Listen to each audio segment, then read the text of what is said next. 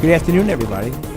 My name is David Levenstein, executive producer of 1039 LA News Radio, and I'm here with the host of Portfolio Repairman, certified financial planner Jan ten Haagen from the ten Haagen Financial Group. The website is tenhaagen.com. That's TenHaagen.com. And there's three very conveniently located offices, one in Northport, one in Huntington, and in Manhattan.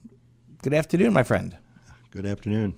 So let's continue with the conversation that we've had a number of times in the past, which I think is the most important part of financial planning for somebody, for an individual who's planning for their own future, is how to budget themselves in order to prepare for retirement. Right. Right. And you've said in the past that what happens is people need to pay themselves first. Explain what that means. Absolutely. You get out of college or high school, whatever, you get a job, and you get a paycheck every 2 weeks.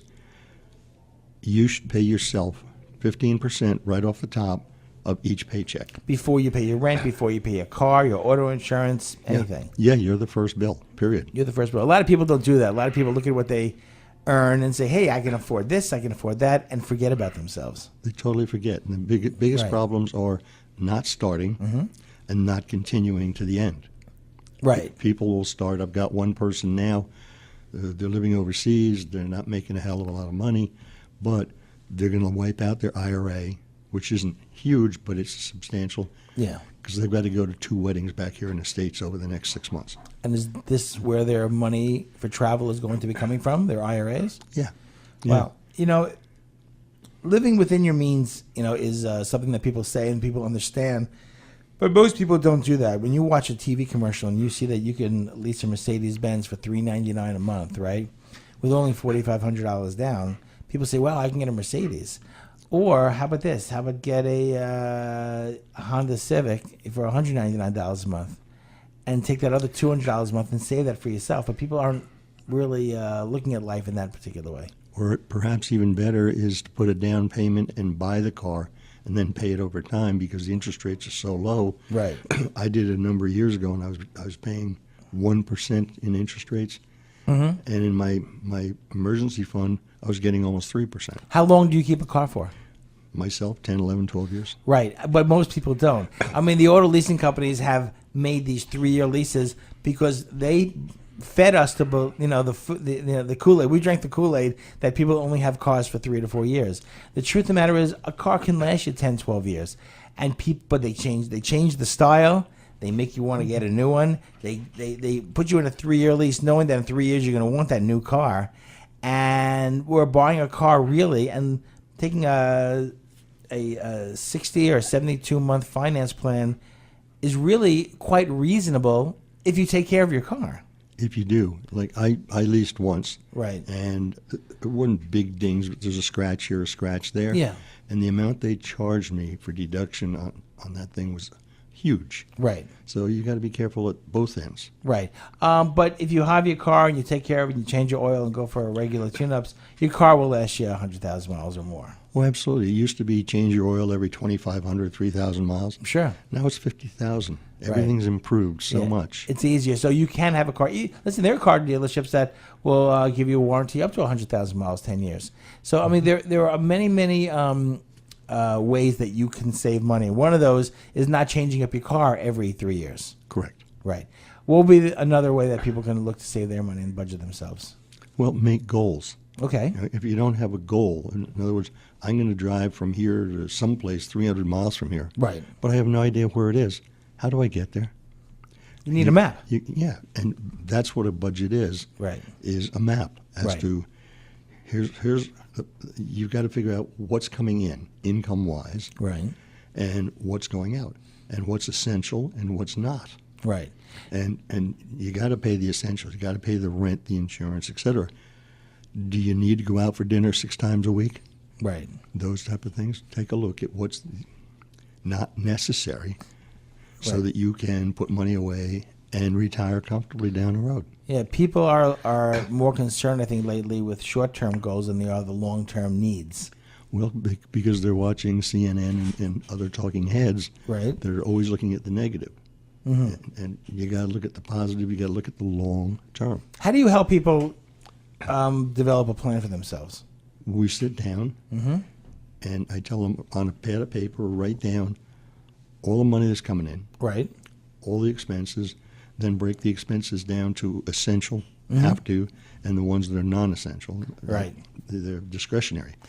I think people feel as though that if they start saving for their retirement, that they are going to be sacrificing the things that they can do today, when in fact, really, it's not a large sacrifice. No, it's not. Especially if you start saving at a younger age, a smaller amount of money, and do it for a longer period of time. Yeah, as we've talked about before, okay, I can't afford 15% off the top at this point, newly married, child, etc. So you start at, say, 5%. And then you make yourself a promise each year, I'm going to raise it to 6, and the next year to 7, until I get to 15. Sure. I have a son, he's 26 years old.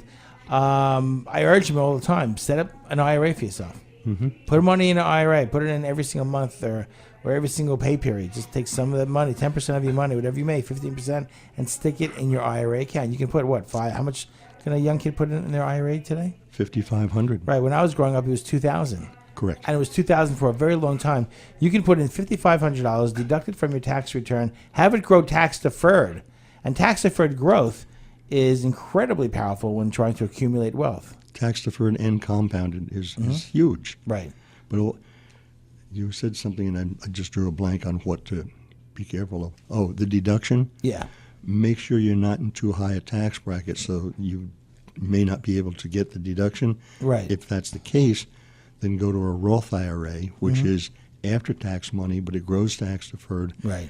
And when it does come out, it's tax-free, and you never, ever have to take it out. I'm speaking with Jan Tenagin from the Tenagin Financial Group. His website is tenagin.com. That's Tenhaagen, Tenagin.com. And his offices are in Northport, are in Huntington, and Manhattan, if you should be there.